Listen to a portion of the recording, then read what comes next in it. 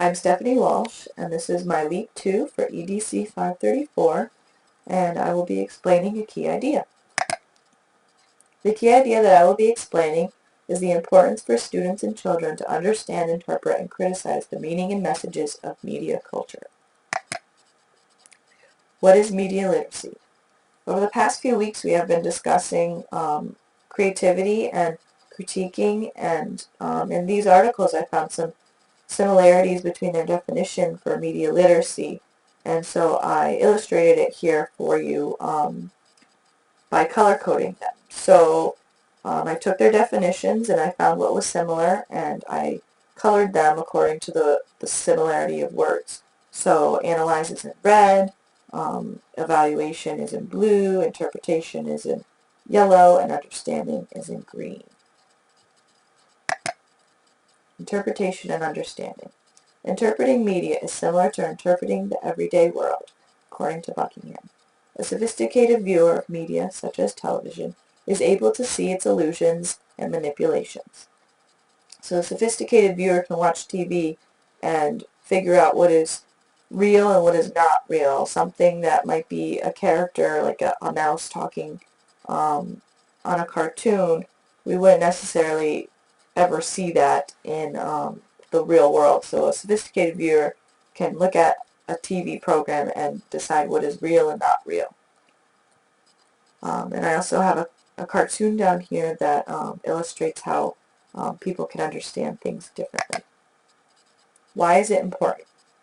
It is essential that students learn how to understand, interpret, and criticize the meaning and messages of media culture, according to Hammer. Hammer gives an example of this by stating 50% of college seniors scored below proficient levels on a test that required them to do such basic tasks as understand the arguments of newspaper editorials or compare credit card offers. This was surprising to me because during high school and even in my undergraduate school career, I was taught this and then put it into practice pretty much through my high school and undergraduate degree by reading articles and trying to understand what they had to say and then using them to create a thesis and prove my thesis in a paper. So it was just surprising that not a lot of, that only half of college seniors are able to do this. Given that members of an entire generation are dedicating more time to entertainment, media, and digital interaction, it would seem to be only common sense that schools be aggressively educating students in this regard. Media is becoming a very big part of children and students' lives between computers and tablets and phones and games. It only makes sense that they put this in the educational system. Why is it important? When students become more aware of how media is constructed and how it expresses assertive beliefs, students also become more conscious of how views of the world are caused by media.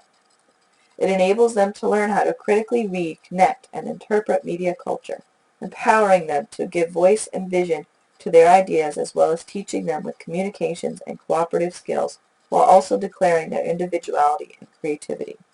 Again, bringing up that sophisticated viewer being able to do all these things.